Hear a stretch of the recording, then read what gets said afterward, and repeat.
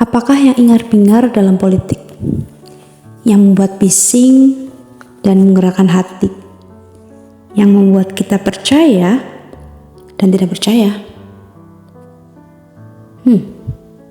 Kata,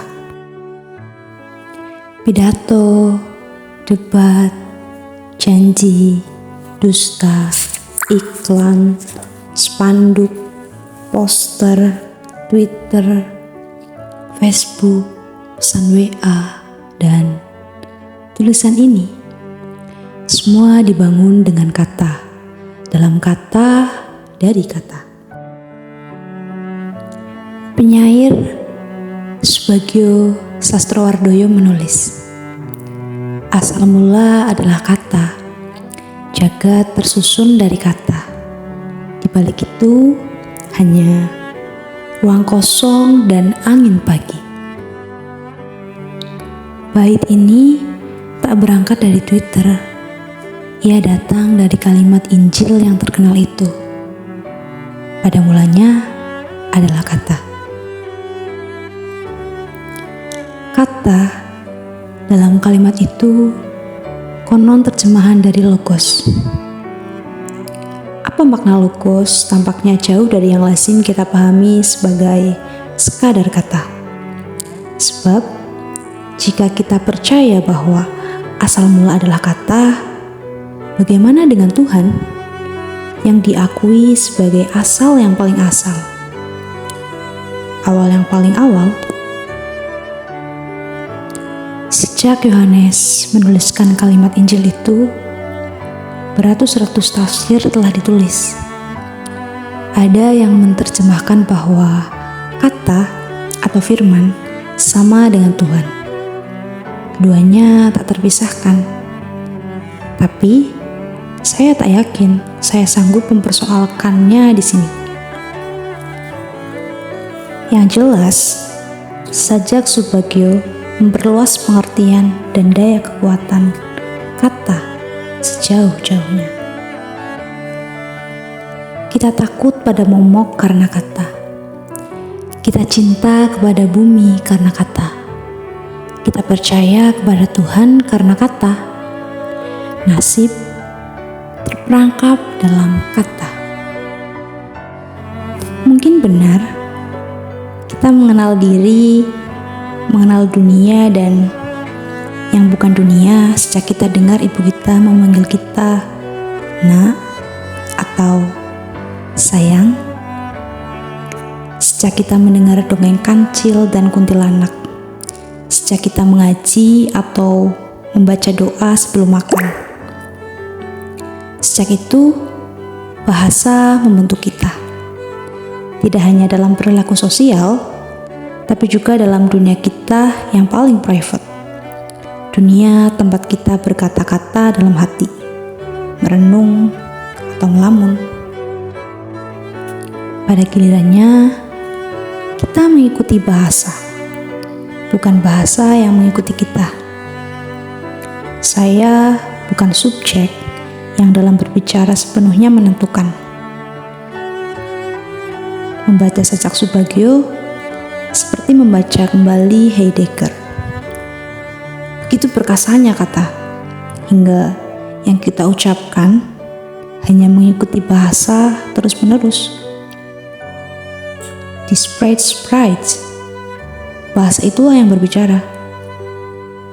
Seseorang malah bisa menampilkan pesonanya atau menyembunyikan sesuatu dari dirinya di balik bahasa. Karena itu, aku bersembunyi di belakang kata dan menenggelamkan diri tanpa sisa. Tapi benarkah tak ada lagi sisa? Tak adakah yang lain dari bahasa? Sajak Subagio mengatakan, di balik bahasa hanya ada ruang kosong dan angin pagi. Tapi sebenarnya ada yang lain. Angin pagi hadir dalam persepsi kita.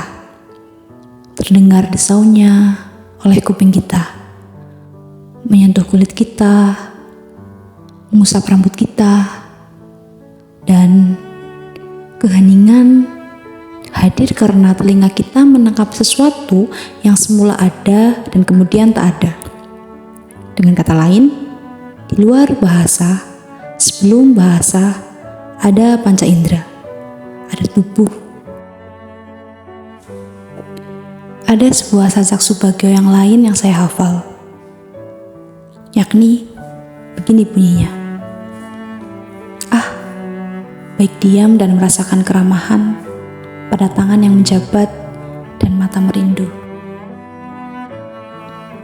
Diam tanpa kata, membuka kemungkinan merasakan kehadiran tubuh.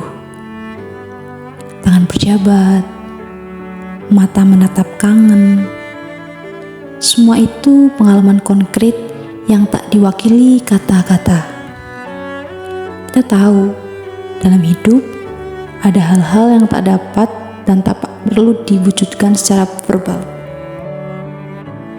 Tapi, pada saat yang sama, yang tak terkatakan itu mau tak mau akhirnya masuk ke dunia bahasa.